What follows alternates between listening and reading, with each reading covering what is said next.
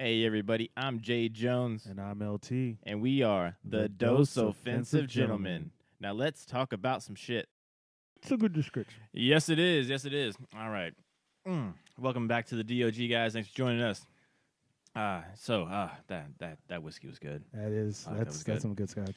Yeah. So today in Bartender Weekly, we are drinking the Balvenie Doublewood 12-year single malt. Damn, it's good. I gotta drink it again. Yeah, so I was pretty. The reason I picked this one is I honestly it's just because I never saw it. I've never tried it before. So I was going through the scotches, and I saw the classic ones we usually get, but I was like, hey, I've never tried the Balvenie, and to be honest, I didn't really know much about the distillery, and so I just decided, hey, let's try something new, and I never heard about any of their products, so we did a little research and tried the scotch, and we were pleasantly surprised. Yeah. So where's the distillery for this? So it is in Scotland. It is in It is up in Dufftown, Scotland, actually. Yeah, Dovetown, Scotland. Yeah. And upon further Googling skills, I believe that's North UK. Well, yeah, it was a joke. It was a joke. It was a really poor joke. It was really bad. But sadly, a lot of people think that like Scotland probably isn't any part of the UK. You know what I'm saying? Well, like it's just that like ignorant style of people. Americans. I'm not going to say that, but yeah, could be. No, you'd be surprised how many people who. But then again, Scotland has been trying several times to break away from the UK. Whatever gets me more Scotch whiskey is what I'm going to support. So. Exactly. So that's why we should just move to Scotland. Hey, because that's like where it's from, Scotland.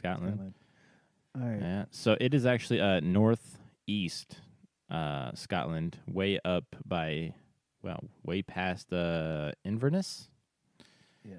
Man, there's some weird names. I'm not gonna go into those. I'm just gonna click out of that tab. That is Inverness isn't a weird name. Inverness. There's actually several towns and cities in the U.S. called Inverness. And I've never been there, so they're fucking weird. Just gonna start off with that. That's how we do things. that's like places called Dallas. Oh, yeah. All right, so anyway. more onto the Scotch. Yeah. So let's read what it says about this Scotch. So the Scotch says, the Balvenie Doublewood 12-year single malt whiskey gains its distinctive character from being matured in 2 wood types, which is actually really interesting. It makes it Doublewood. To make the Balvenie Doublewood takes whiskey that has spent 12 years in traditional whiskey cask, American oak, ex-bourbon barrels, and moves it to Spanish oak ex-oloroso, a sherry cask for an additional 9 months. The whiskey is then transferred to large oak vessels called tunes for 3 to 4 months to allow the whiskeys to marry. Man. And you can taste it. You can. You can really taste it. You can really taste it. I don't know. This is one of the things I like about it. Is that there is no peatiness to this. No, it is not. It's all. Smooth, but has a lot of flavor. A lot of flavor, no peat to it. Doesn't have this. Well, usually the downside is because there's no peatiness to it. There's no smoke to it. Mm-hmm. But it is a very flavorful Scotch. Yeah, you could definitely taste like the cherry and the sherry in it. Yeah, like you could definitely taste that. So that's one thing I really like about whiskeys, and it's the more you get into it. Also, for anybody that's like listening, if you hear the clink, that's us taking a drink. Because we have metal cubes, metal rocks, keeping our whiskey nice and chilled.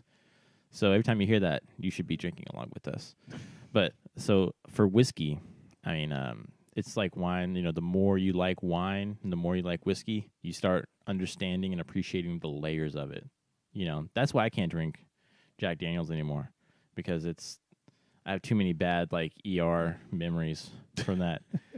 But for Scotch, there's so many different facets and so many different layers of complexity and taste. And well, like I said, when you generally drink Scotch, you you feel so sophisticated.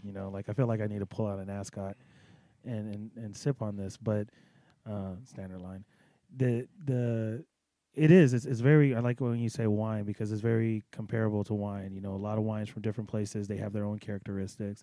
And when you get into scotches, they're the same way. They're each scotch, based on the barrel and maturation, length process and whatnot. They have their own characteristics. And another thing I was reading about this place that was still interesting. They still keep coopers on hand. Oh, really? Yeah, so they still keep coopers on hand that are generally employed. A lot of distilleries nowadays have gone away from that. Now, what is the cooper though? So the cooper is the ones who are basically are the ones responsible for maintaining the barrels.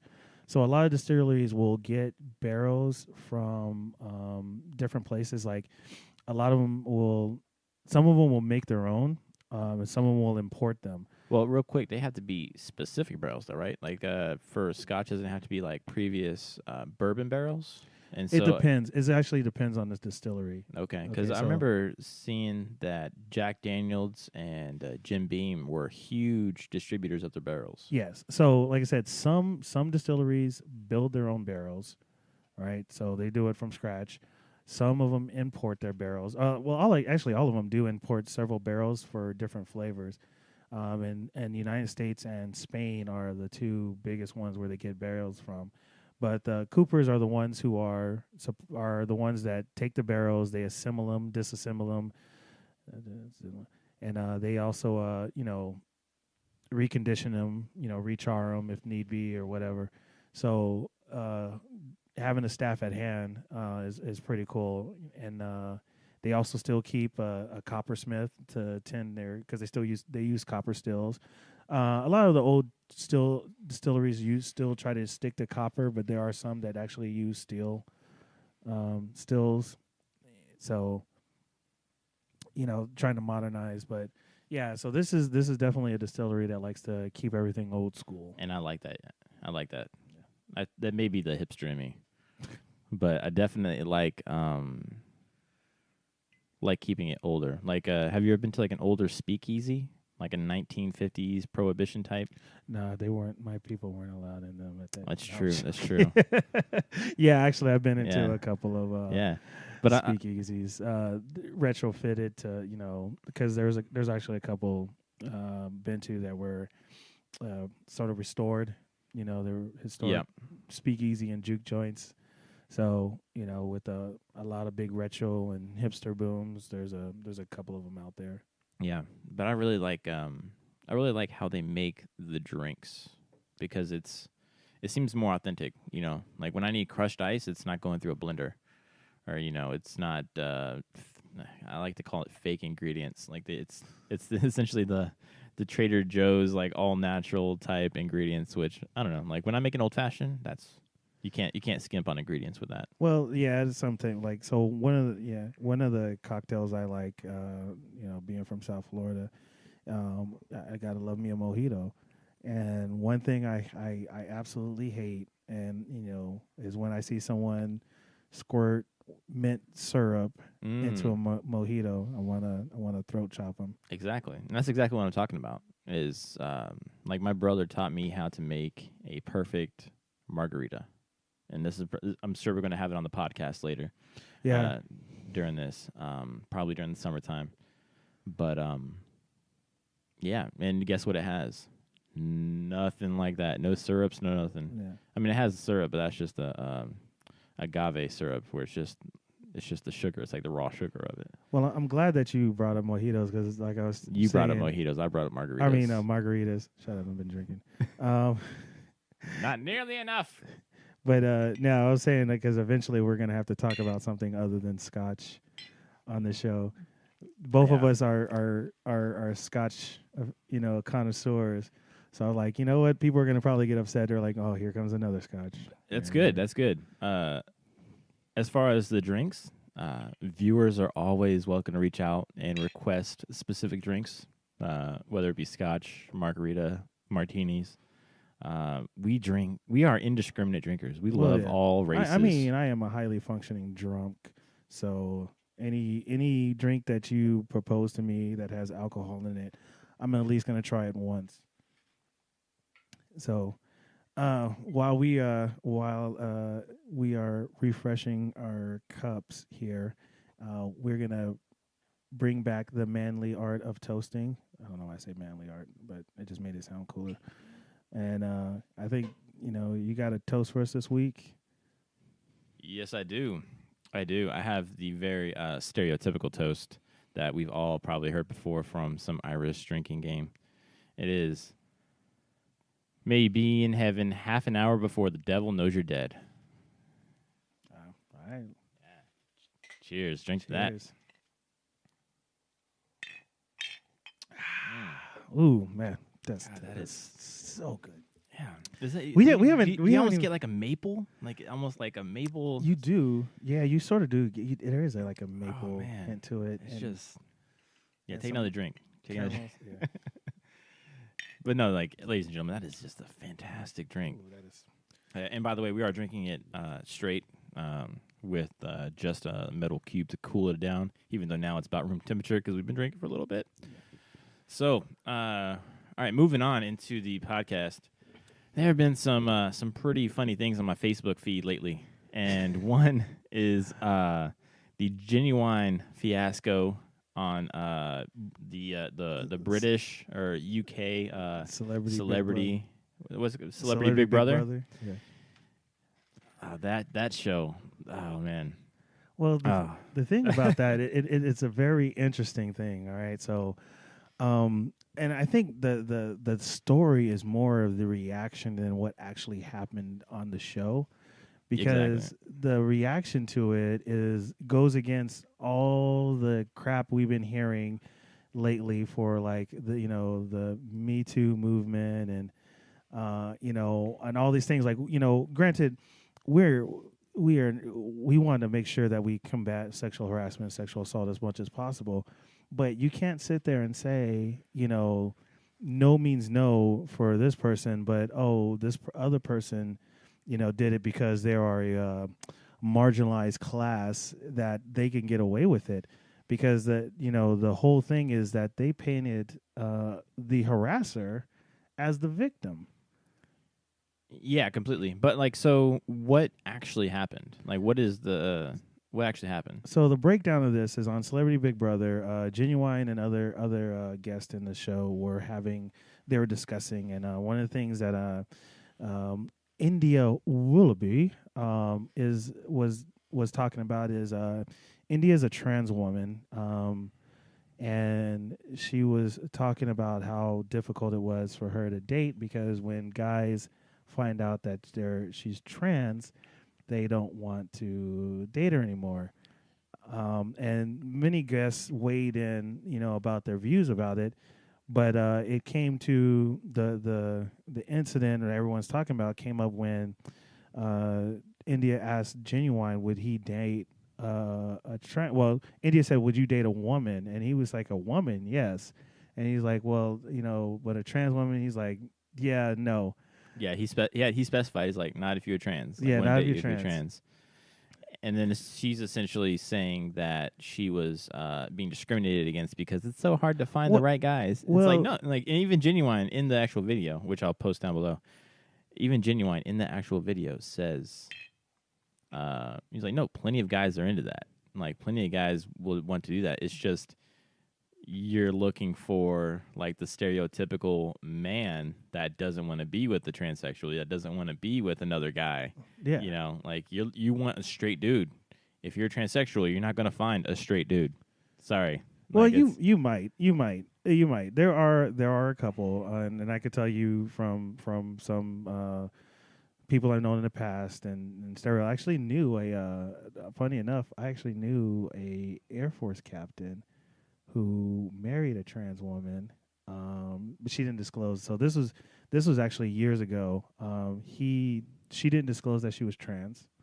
She had everything legally changed to female, and they were married. And he had to have known at this point. He actually no, because they broke up. And one of the things that broke it up because he wanted kids. See, and that's another theme of the video is that. The transsexual doesn't have to tell their partner that they're transsexual. No, I'm a woman. It's like you were born a man, you transitioned or transitioning into a woman, when you tell a man that you're a woman, one, either you're telling the truth, two, you're lying, or three, you are completely confused as the definitions of the two. Yeah, well, yeah, and I think it's kind of misleading. Like, I'm sorry, you know, it is very unpopular. I don't know why I'm apologizing. Like, no one's going to do anything. But I'm one of those people who I don't believe trans women are women. What I mean by that is, if you're a trans woman, you present yourself as a woman. That's how you're living your lifestyle, but you are not. You are a man living his lifestyle as a woman. Would you say that they try to get the best of both worlds? That they're trying to live kind of on that fine line? Well, I've noticed this, and you know, I can't speak. I actually, we actually do know a couple of trans women. Maybe get their perspective on it. That'd be interesting. That would be, yeah. But I think a lot of what I see is when guys transition, to trans women. That's why I don't believe this 72 gender bullshit or whatever number they're on, is because they take on more and more of the stereotypical things that you would consider feminine or of a woman.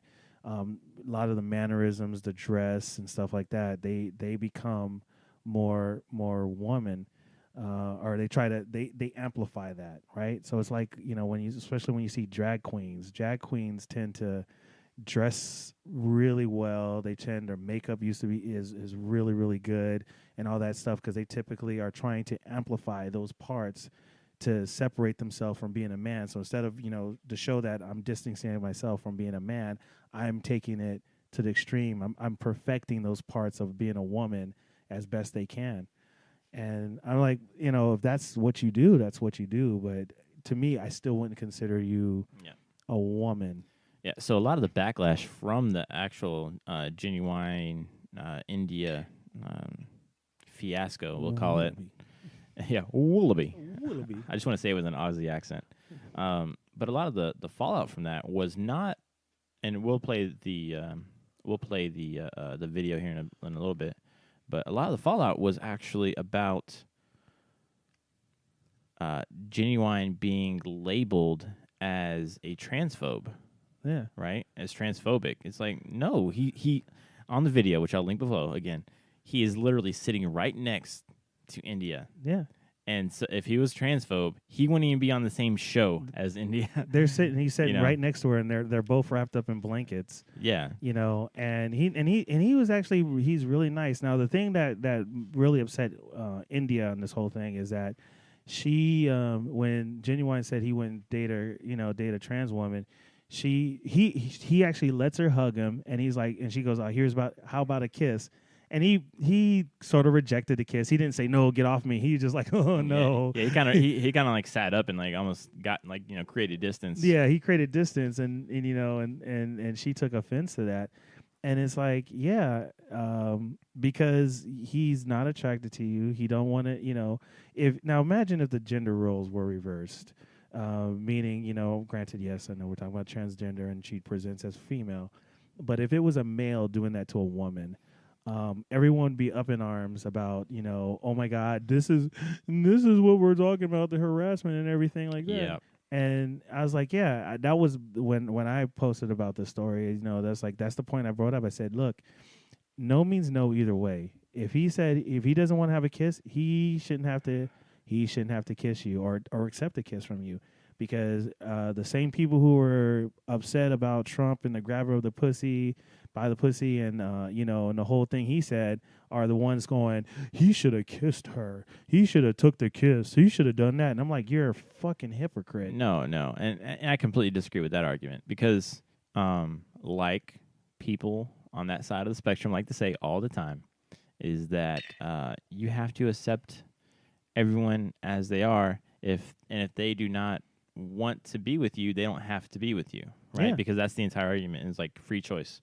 No one has to do anything that they don't want to do. You're not entitled. Yeah, no one's entitled to anything. Yeah. But when that argument gets flipped, and those same people become like the the victims or the people being quote unquote discriminated against or not liked in that circumstance, that's when they flip their shit essentially, and it's discrimination. You're transphobe, and they start throwing out these names, and they start trying to actually do all the ad hominem attacks to not say that you were right in your argument or you were wrong in your argument. They're saying this dude's a piece of shit. From here on out, anything he says is invalid. Yeah, and the thing that and I was really disheartened to see from a lot of these people is that you can't have it both ways. Ginuwine has the right to say no, just like India or anyone else has the right to say no. If Ginuwine would have came and said, "Well, I think you're a woman and you need to get with me." I mean, let's just and let's even break it down on racial lines. Ginuwine is black, India is white. If India said, "Oh, I don't date black dudes," and Ginuwine said, "Oh, you want to date me," and grabbed her and said, "Come on, how's about a kiss?" There would be a massive uproar. There would be a massive uproar. Now, I wonder if the same people would sit there and go, "Well, he's a black man, so he's marginalized, and so she should have kissed him, being a white woman." But I have a question: who is He is more. Yeah. So who was more marginalized in this circumstance? The black guy or the white trans male to female woman? See, now this is why I hate that whole SJW, stack system, because I don't think there's, it's basically you're trying to double down on who's more victimized, right? Yeah, that's exactly it. So here's the thing, right? Let's rank the victims. No, I'm not going to rank the victims because I think it's stupid, right? Because now we're going to try to rack and stack people versus on their immutable characteristics. If you want to say, if I was going to take the SJW route, I'm going to sit there and say, as a black man, say the black man was the most marginalized, because regardless if India is a male to female transgender, she's still white. So therefore she has white privilege, and therefore trumps everything. Being a tranny and everything else, that trumps everything. So she's still at a more privileged rate than the black man. So he is the more marginalized person in this scenario. Fight me. No, I'm not gonna fight you. You're a big ass dude. So anyway, we're gonna play the video for you guys and probably talk as we go. Sexual woman. I think I don't know. Personality for me is I mean, it's easy to say. See, for me, this is the problem, because I think I don't know whether you would say it or not, but I feel that a lot of guys would not go out with somebody like me, even though I'm a woman, because they would though. No, but what you have to remember. So, and that part right there. But some would, though. Some would. And there are some people who would. And I will even admit that, like, there are some trans women who look very, very good. They look outstanding. But it's still, and I can see guys being attracted to that. I can see some dudes being attracted, and that's what they want to do. And that you go back to that old crass saying. But I don't think that's something that you need to, should be hiding from your partner. You know what I'm saying? Like, it shouldn't be a surprise. Like if things get hot and heavy, and the clothes come off, there should be no surprises at that point. Well, like they say, chicks with dicks, the best of both worlds. But okay. But then that also invites the conversation, like, when do you tell your partner? And that's probably why we need to probably get some of the trans people on to talk about it. Because when do you tell your partner? If it's do you do it on the first date? Do you do it on the first meeting? Now, I could tell you from my personal experience, I could tell you, like, many moons ago, I was in a club and I approached a girl who was, in the club, and I started talking to her, and I'm like, okay, she's really nice. And there wasn't transgender people were, even though they've been around, and they're still a very small part of the population. So when you actually see one, your first instincts when you see someone, and this is in the 90s, it's like you see someone, you're going to pretty much think, okay, man, woman, I can say trans. But when I saw her, talked to her, chatted up, I did notice that she had big hands. I was like, damn, her hands are almost as big as mine. But hey, maybe she's just a big girl. There's big women in my family, you know. But we started talking, and we went out on one date, and then we started talking some more. Was going to go out on another date, and what dropped the bombshell was when we were leaving a club.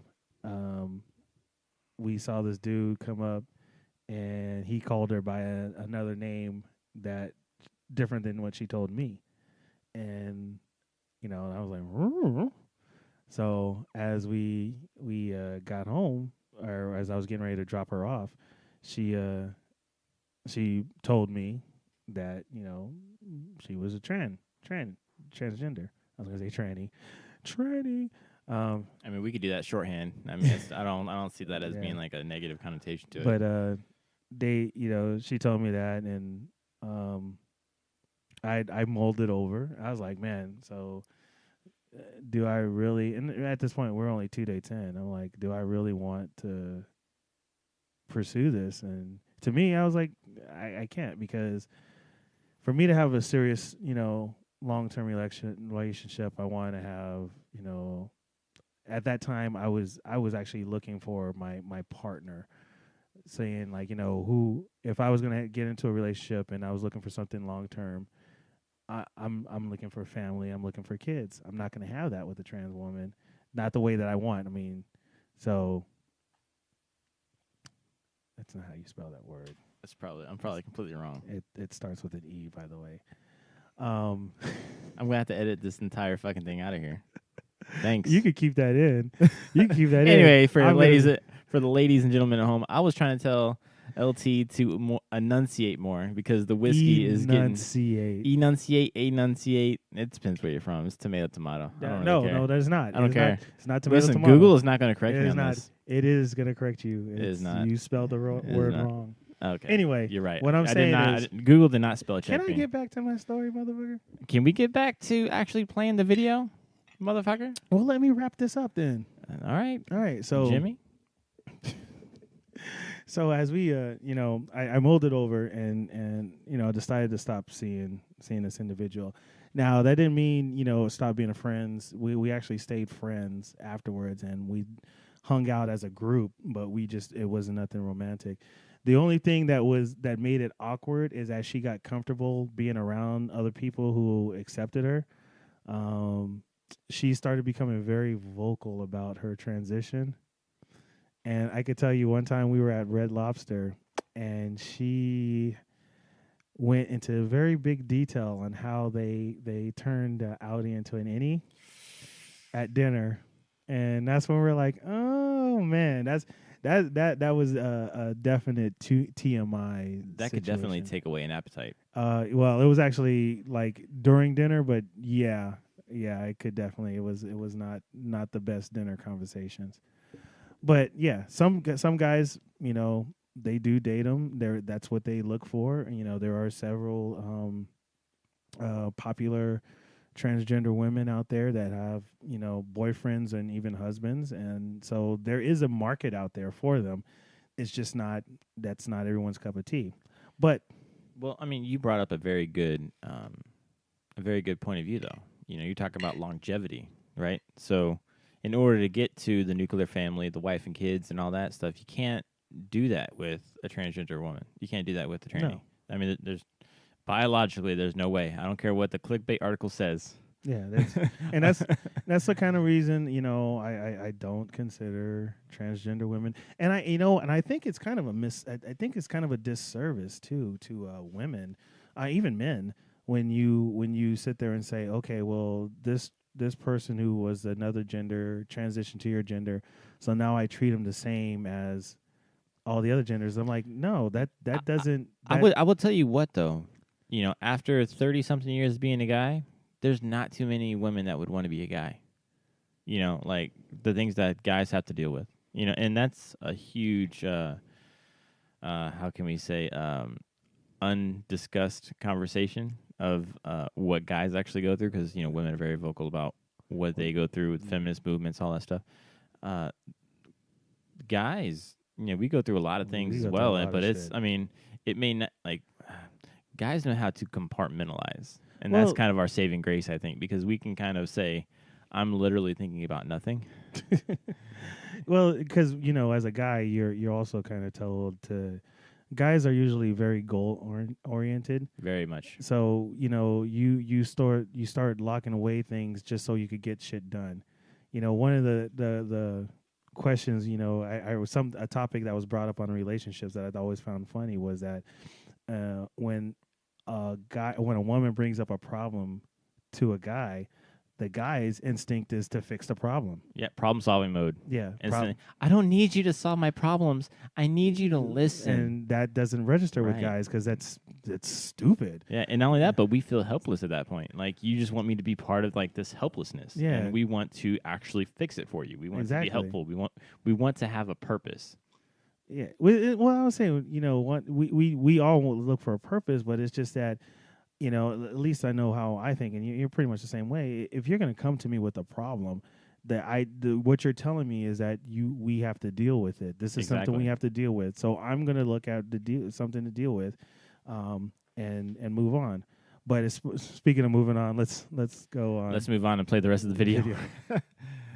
About the connotations of it being confused with genderqueer. I don't even think it. I think it's even more about. I think that we live in such a binary world where people think there's two options of gay and straight, and I think they think, I'm having sex with a woman who's trans, therefore I'm gay, and I think that's why these conversations are important, because and I think it's about fragile masculinity at the end of the day. See, that men think that all right, so this is the bullshit. This is rant mode for me. This is kind of some of the bullshit I fucking hate when anytime a man wants to assert himself or assert his preference and stuff like that, if it's not in line with what these people, the ones that are being, I guess, excluded, think, they always try to attack masculinity. You notice they always try to attack masculinity. It's toxic masculinity now.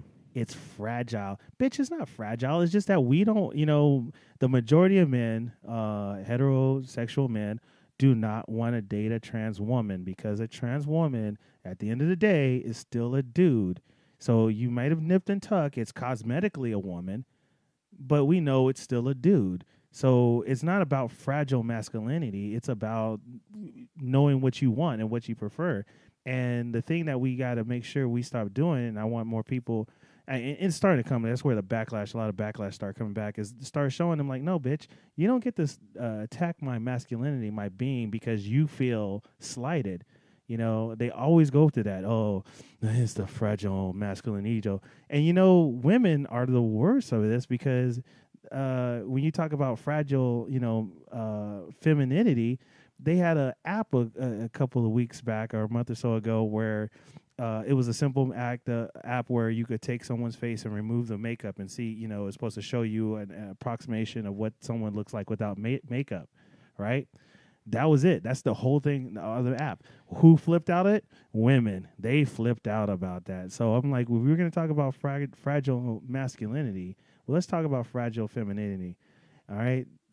Women flipped out more shit than men do any day. Men usually have to put up with more shit, like attacks on our masculinity, than women do. When we attack femininity, it's like all the labels that are negative towards men that come out of women's mouth when you attack femininity.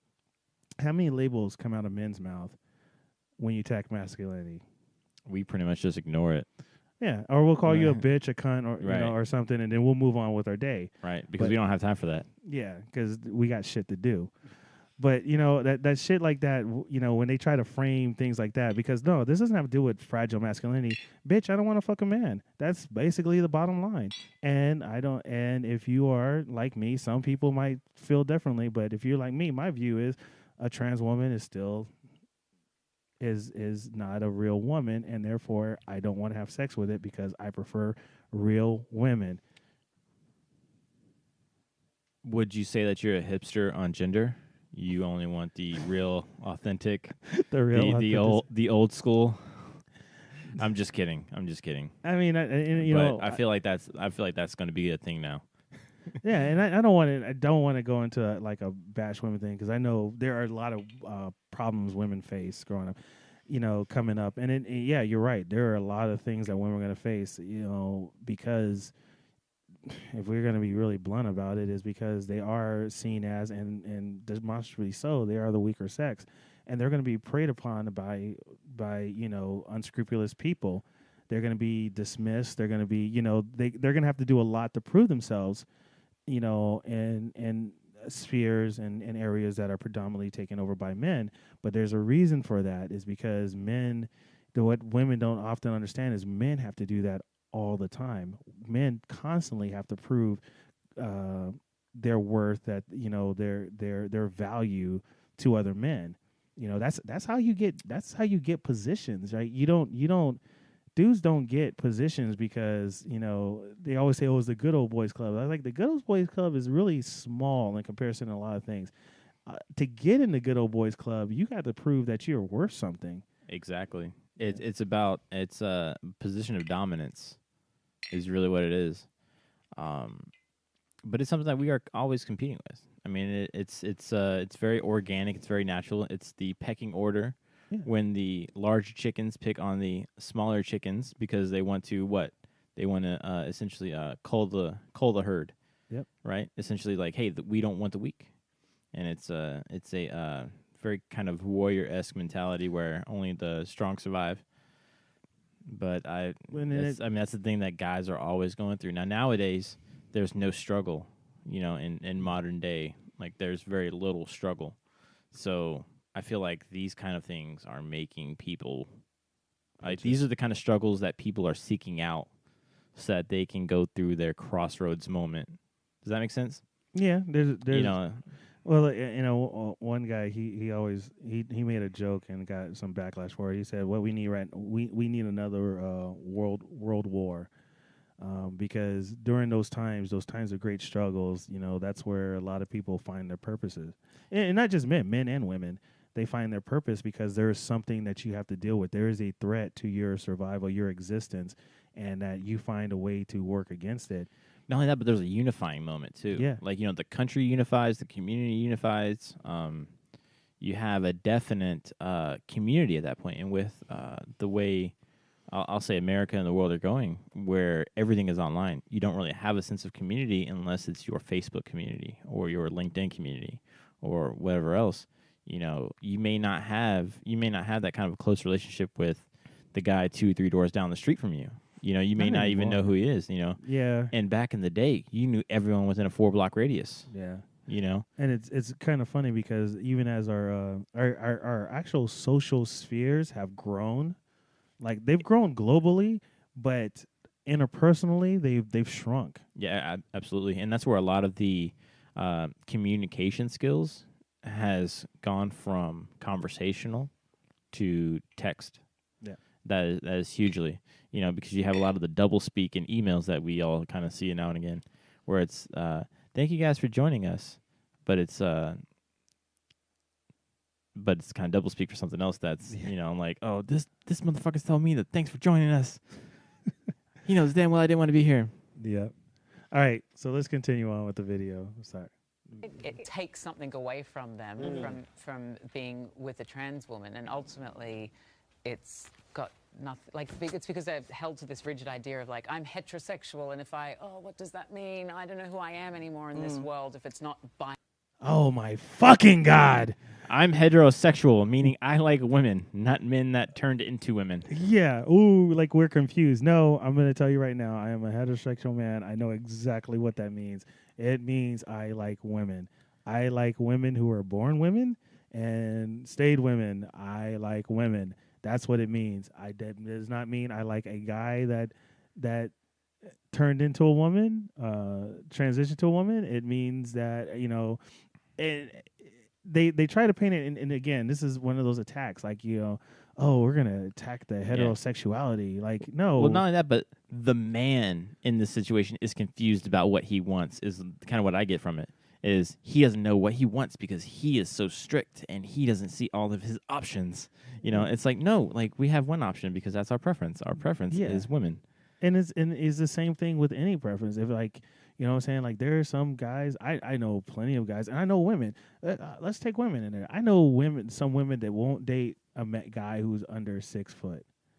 Exactly. Yeah. But God forbid they weigh like a guy says, "Oh, I don't want to date a girl that's over 200," right? Yeah. I mean, it's like it's a double-edged sword. It's a damn preferences work for you and against you. Well, yeah, it's a two-way street. People have their preferences, and to sit there and try to this bitch is trying to and I fucking call this fucking cunt a bitch. Them to say that. Because you're confused and you don't know what you want. It's like, no, I know what I want, and you don't fit in that mold. You're trying to fit in that mold, but you're not. So yeah, if I'm a heterosexual guy and I like to date women, if you are a transgender woman, I'm probably not going to be attracted to you enough, and I don't want to sleep with you. That doesn't mean that, I hate you as a person or I don't think you have the right to exist. I'm just saying that I don't have interest in you. I do not have any romantic interest. But, yeah, I feel like that's... Fuck this bitch. Yeah, well, I mean, so you have a guy, right? So a guy is always picked on, right? We are predators, except when it comes to trannies, then we're victims, right? Because...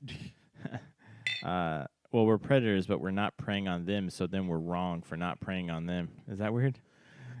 I mean, because that's kind of like, I mean, I know my logic may be a little bit skewed because the whiskey's talking a little bit, but... Just go ahead and freshen up your glass. Hey, I am going to... I got to pour some to. more. But you have, a lot of men nowadays are painted as quote-unquote predators. And I feel like in this conversation that we're looking at right now, it's India talking with another transsexual. So it's not even two legitimate females talking. It's two illegitimate females talking. If that sounds any of it. But two transsexuals talking about what real men want, which seems like... I would just say like what just the normal average heterosexual male wants. The average heterosexual male wants an actual woman, and that to sit there and say that they don't know what they want or they're confused is just fucking it's extremely inaccurate is really what it is. Guys know what they want, and I'll even say that there may be kind of a front because some guys may like being with transsexuals and things like that, but you're not gonna push through that side of them so easily. And anyway, let's just play it. Binary. I think society tells people it's not okay, and that's the thing. And I do believe the society is changing, and then I believe it's your choice too. Like I would choose not to. Like that doesn't make me but you scared. You would go out with another woman. Would I go out with another woman? You would go out with a woman. Yes, of course. But you wouldn't go out with a transsexual woman. No.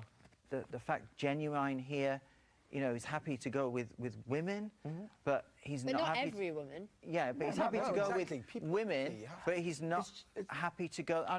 This isn't an attack on you. I'm just saying he wouldn't feel comfortable going with what is termed, he wouldn't feel comfortable going with me. If you're in my situation and you are trying to date, there is an extremely narrow band. You're saying you're and not from gay, my but you're experience, not gay. I'm not gay. But I've tried to date, and everything that comes back, guys have chatted me up not knowing my past, but then as soon as they find out, whoa, I'm a woman, right? Okay. Forget about any T's or anything in front of it. I'm just a woman, okay? So on that score, you would date me, wouldn't you? Not if you told me you was trans. No, I'm not telling you I'm trans. I'm a woman. A woman, yeah, a woman. You would date me then. Woman, yeah. Go on, let's have a kiss. No. You see, and I think he's just not that into it. I think all the unspoken things that you can read into both those responses there illustrate my case 100%. So that's the thing that that's what sparked the outrage there, and it's so telling that they some people want their cake and eat it too. She pushed herself on Ginuwine, because he told her that he wouldn't date a trans woman. Yeah. She felt so slighted by that she felt that, to prove that he's going to be on, and he was even enough to let her hug him. But when she tried to kiss him, he's like, no, that's not what I want. Because that's her little subtle way to try to assert some kind of dominance or control over him, to basically say, oh, you don't want to date a trans woman, but I'm going to kiss you anyway to show you that, I got some control over you. Yeah. I didn't really get that from it, to be honest with you. I got the let me prove my point kind of thing. The fact that Ginuwine doesn't want anything to do with me. Like, that's what I got from it. Like, he says he doesn't like me. Now let's actually see let's actually see the reaction of when he's approached with getting kissed by a trainee. Well, see, the reason you thought that way because you didn't look through it through your SJW eyes. I did not know. Because I looked at it like a man, guys, because I see India things at front value. India is a white woman, white man to white woman, so comes with white privilege, and she was asserting that privilege and that dominance, the white superiority over Ginuwine, the black man, to try to demonstrate that she still had control even if he didn't want to date her. See, that's how you have to look through it. Yeah. Well, that's how society says that, but I say fuck society. But no, I mean, that's another thing is, I don't know India's actual post-reaction to the video, but from what it seems like is, she didn't take it super offensively, that a lot of this backlash didn't come from her, did it? Yeah. Okay, because I haven't seen that. Like, I imagine, because the articles I read when I Google searched it and I went through the list was essentially, the SJW types and the viewers and everything being offended on her behalf, which we love that offended word around here, but it's really hard to take offense for someone else. You know what I'm saying? I mean, if the person that was in the situation isn't offended, why should there be any kind of offense taken? That's the thing though nowadays. I'll be offended for you. It's like the H&M thing going around with the little black boy who was wearing the sweatshirt that said "coolest monkey in the jungle." A lot of black people got offended for him, and even when the mother came out and said, "This is a photo shoot, this is a fashion. I saw nothing wrong with it." He didn't see anything wrong with it. People were still like, "I don't care. I'm going to be offensive. I'm going to be offended for you." Yeah, and I think that's what the problem is people are not staying in their lanes. Does that make sense? Because I like the community mentality that people like to have, but when it only brings you together in times of drama, then it's not authentic. True. Like, oh, I just want to cause a ruckus and get attention because of a sweatshirt. It's like, no, you don't. You just want some attention, period. You want to be the most offended victim on the left, and there's no. I don't have time for that. Like, I gotta get back to work. Yeah. Well, that's called virtue signaling. Virtue signaling is basically when you make a show of how cool and hip you are into this whatever social issue that's happening right now. All right, so let's get off of this one, and I actually want to move into one that actually kind of concerns you very deeply, because this one here it definitely hits home for you, doesn't it? This hits home. All right, so this is about the we'll read the headline real quick. Well, what is it actually about? So it's about Stan Lee. All right, the great beloved Stan Lee, and it says Stan Lee faces another accusation of sexual misconduct. Now, in the recent years, going back to like the last 2 years, there's been a lot. People are coming out and with this whole movement and everything that's been going on, a lot of accusations come out to people. And they've been hitting Stan the Man Lee as well. And it's kind of funny because, Stan Lee, he's an old guy. He's like 95 years old. So, he doesn't have much longer on this world. But it seems to be like in these recent years is that these people are trying to come out and actually extort money from Stan Lee. Well, because he's a huge figure right now. Yeah. You know, the MCU is like the top grossing franchise in movie history. Yeah, and you got to remember, like, you know, Marvel now is a household name. You know, if you rewind, you know, 10 years, 20 years or so, or 15 years, or even just 2000, the only people who knew what Marvel was are, you know, either people who watched the X-Men cartoon when they were growing up, or they saw Spider-Man. They know, everyone seems to know Spider-Man, but they really didn't know Marvel. You know, it was a comic book thing. That's something for geeks and nerds. But now it's household. Like, you could go to anybody and they're talking about Marvel characters. You know, they're wearing T-shirts about Marvel characters. You know, people who probably never read a comic book, and you press them on them, they don't know shit about. They don't even know how to pronounce Black Panther's name correctly. They shots fired, son. Shots fired. I've heard all sorts of things, and they're like, "Oh yeah. You know my boy. You know, chocolate. No, it's T'Challa, motherfucker." You know, and I'm like, yeah, but they're all hyped about it because the movie and because of the, you know, because all the movies and stuff like that, you know, and it's so big. So, you know, recently a lot of people have been coming out and accusing of Stan Lee of certain things, and again, it's one of those things I say, like, if you believe Stan Lee or someone did something harmful to you, your first stop should be the police.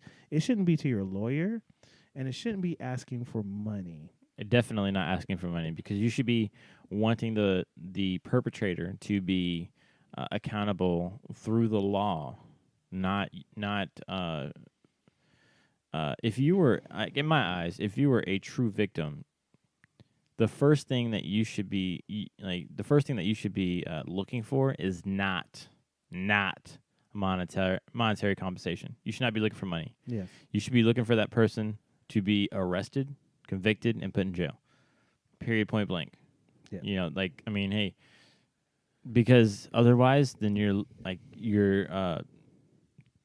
a gold digger, essentially, in my eyes. You're just doing it for the money. The person may or may not have done anything wrong. But unless you seek actual judicial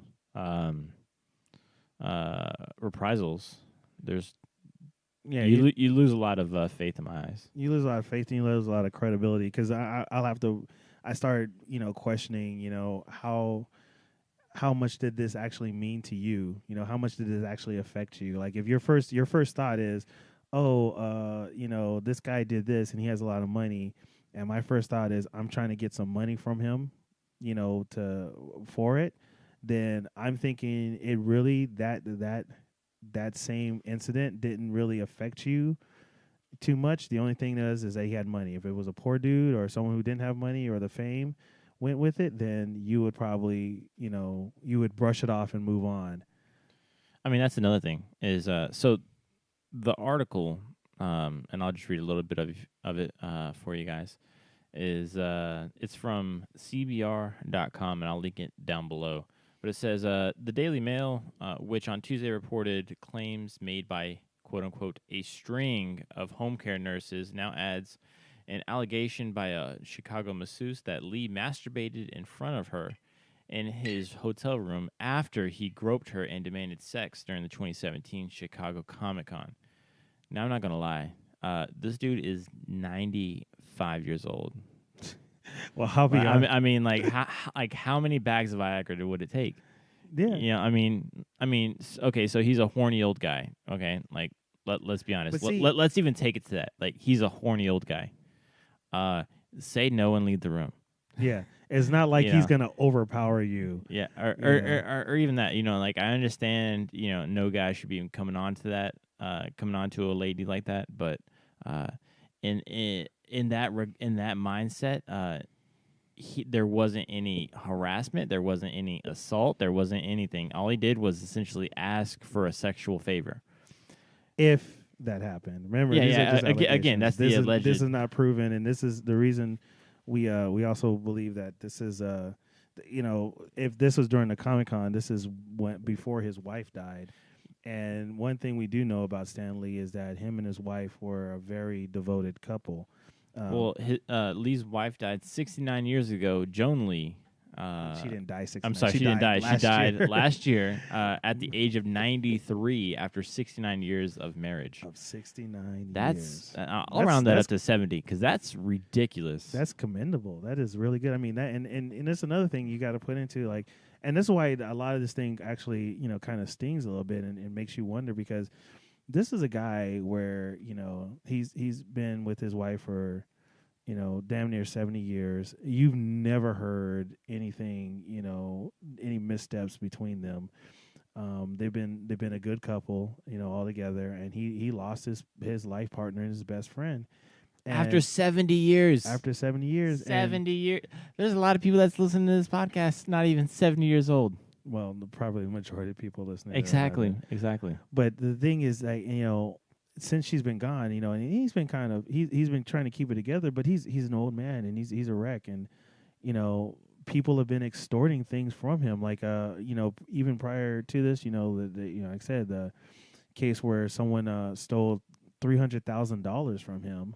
Yep. And there was a story going around where he was doing an interview, and after the interview, he was getting ready to leave, and he almost fell down the stairs, and his assistant caught him.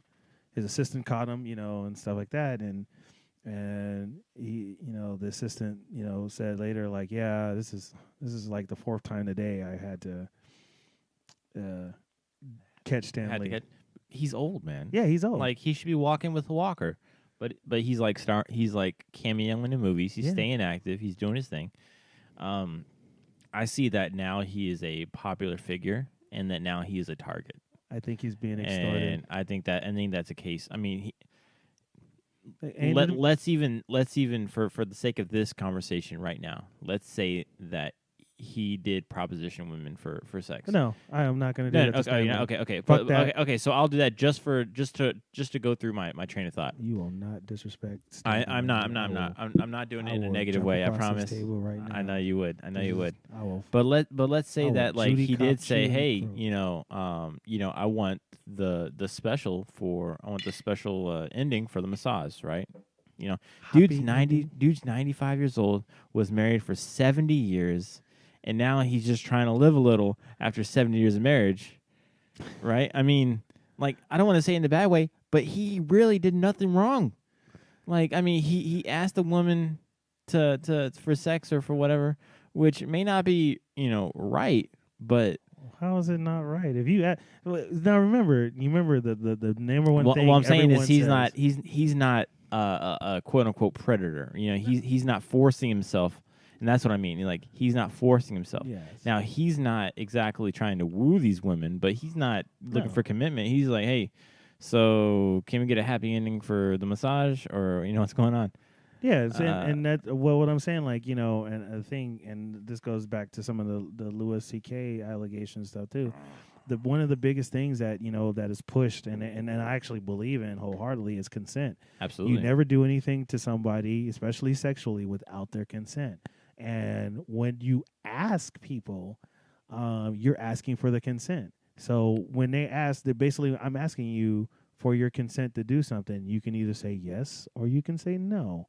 And the ball's in your court. Now, if you say yes, I don't want to hear about shit later, because you said you went along. You gave your consent. If I say, hey, you mind if I, I get a handy from you, and you're like, okay, and you give me a handy, don't come back later talking about, and this time he asked me for a handy. Bitch, you fucking agreed to this. So I really always want to make that part clear when they talk about these allegations. If someone asks, or the accusers said, they say, oh, he asked me for this. Yeah, bitch, he's asking for your consent. He's asking, do you want to join in? You have a choice. You can say no. And the only way you can tell me, that doesn't stand is if that person has a gun to your head, that they're going to actually do you a lot of physical harm. Then that's a mitigating circumstance. Yeah, and that's actually not consent. Yeah, that wouldn't. That's be coercion at most. But nobody has a gun to these women's heads. Nobody has anything. it leaves me wordless at the time, because I'm just like, how Well, like, how can you not overpower a 95-year-old man? Well, I'm going to say this too. If you're a 95-year-old millionaire or billionaire and you've done something as noteworthy as create Spider-Man, I'm going to go on the record as saying you can do whatever the fuck you want. All right? I'm telling you right now, if I was Stan Lee at this point, they would be talking about, today in the news, Stan Lee was arrested because he was snorting coke off a hooker's ass, riding down the 405, shooting fucking AK-47s out the window, talking about Aloha snack bar. All right? I would be doing crazy shit. While he's dressed as Wolverine. Oh, man, that would be perfect. Yeah. But so look at the accomplishments that the guy has done. Just incredible accomplishments. Yeah. Created much of the Marvel universe with very many co-creators and things like that. But he was always kind of a joining partner for all those. Now, obviously, I'm going to say much more than I do. You're damn right. Yeah, and I'm fully capable of seceding that argument to you, because it's. I'm a Marvel. I've always been a Marvel dude, though. I've been a comic book guy all my life. Matter of fact, my first comic book was Firestorm 11, and I've always been a comic book guy, but I've always gravitated towards Marvel, because to me, Marvel, especially with Stan Lee, the way he told stories. Marvel has always been an inclusive group. They've always had everyone represented. They had black people. They've had, black people, women, different minorities, even disabilities. Because Stan Lee said the reason he created Daredevil is he wanted a disabled superhero. Here's a superhero who has a disability, but he's still out there. So to sit there and go, I'm with that and being a big fan, I understand that I do have biases, and I'm probably going to cut him a little bit more slack than other people, because one, he's 95 years old, and the motherfucker created Spider-Man, or co-created Spider-Man. So I'm going to cut him a little slack, and given also the fact that a lot of people are trying to extort him of late. Makes me wonder, with these allegations coming, is this more extortion because the people are not going to the police? They're reporting, they're going to their lawyers, and they're trying to, their lawyers are contacting, Stan Lee's lawyers, and they're trying to get money instead of justice. Yeah. But I think that's completely true. And I know that came out as a jumble, but I think that's completely true. And if you're going for a monetary settlement right out the gate, then you are not what I want to say, a true victim. But so you're not going to be like what I want to call a true victim if you aren't wanting to take your matter to the police and actually seek legal recourse. Yes, and I wouldn't say that. I would probably say I would question your victimhood in that. Right? What I mean by that is if it's something that was really meaningful, like I said before, if it was something really meaningful and harmful to you, you're gonna wanna you want to address that. If you're willing to be paid off with money, then that just sort of tells me that that thing didn't really affect you as much as you think it did. Probably, what you're trying to present that it did. It only affected you because the person has money and you saw dollar signs. Because and granted, one of the reasons why I want to get other perspectives on this is that we, from my point of view, if someone does something to me, and I've shared certain incidents where I was a victim of different things, I want justice. I'm going to seek justice for it, and I will take the means to address that, to make sure that either the person was caught and apprehended and out of society for some time, or that the behavior that that caused that incident was changed. So I want to do something. To me, if you are silent or you don't say anything, or you're waiting years, I have to ask how much that affects you. Now, some people will say, "Oh, well, I carried what happened to me, all these years." I was like, "Well, shit, why the fuck you didn't do about it? Do something about it during all those years. Why did you just carry it? Why didn't you address it? There's and especially now, there's many avenues to address anything. I figure that if there's something you really want done, you're going to find a way to do it. That's true. I mean, if it is important to you, and you really put in the effort, then a difference will be made, or at least you'll be noteworthy in that sense. All right, man, this has been a good talk. It's been really good talk. So I don't want you guys at home to think that we are transphobe or homophobe or anything like that. That is absolutely 100% not the case. No. However, we do feel that we need to draw the line between, what men want and, what men want may or may not be a trans woman, may not be a tranny.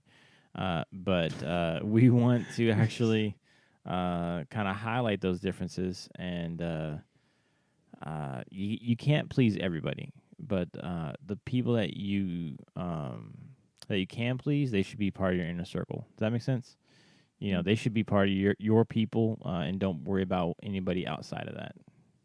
Well, like I said, you keep a small group, and the ultimate goal we have to work towards as people, as being social entities, is that we foster an environment where we allow each other to live life as they see fit.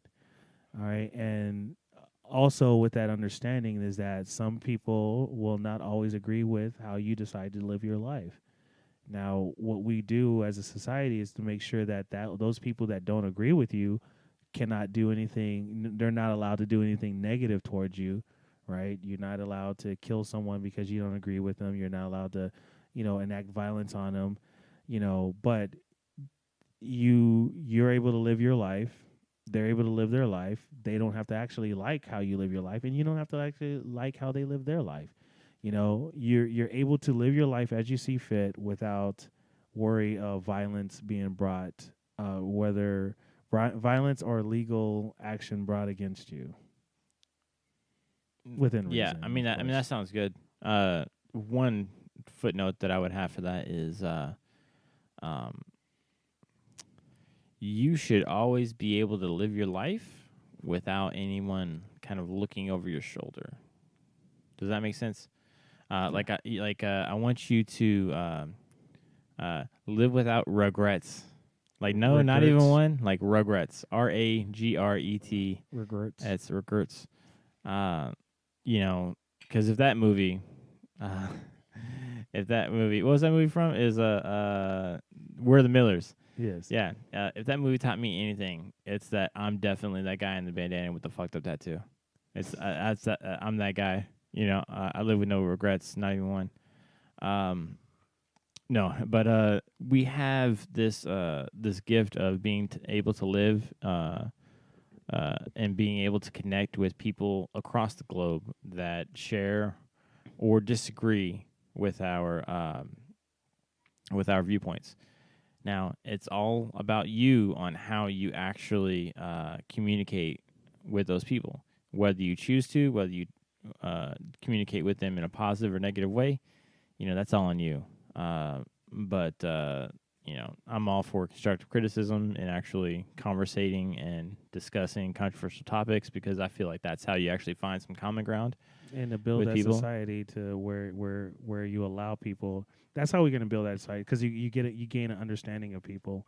If I sit there and you understand that, hey, heterosexual men, some heterosexual men will not date a trans woman, then if you're a trans woman, you go out there, you understand that the dating pool might not be as wide open to you as you think, but you can find a way to find those people attractive, because there's a fucking app for everything. Oh, yeah. But, I mean, that's another thing is, and I'm sure we'll talk about this on future episodes, is finding a mate without deception for that. Because like we saw on the video for Ginuwine and India Willoughby, was she didn't feel like she had to tell anybody that she was a transsexual. Yeah, she right? figured that she was a woman, and no different. You know, she's a real woman. There's no tea or anything. I'm like, no, that's not true. Yeah, exactly. That's not true. You're not a woman. I mean, you know, we could get into the weeds about gender and sex and biological sex, but, you know, either way you slice it, I don't consider you a woman. Right. And if that's the viewpoint, you just got to deal with it. And if you don't like it, that's fine. You are perfectly free to disagree with that assertion. What you are not allowed to do is try to demonize me for my preference. Right. I mean, and that's and that's something I'm sure 100% that we will talk about on further episodes. Anyway, thank you guys for joining us today, and we'll see you next time. Hey, everybody. Thanks for listening to the Dose of Offensive Gentlemen podcast. We want to hear what you got to say, so leave us a comment below and hit that like button. Also, subscribe so you can get your future DOG updates.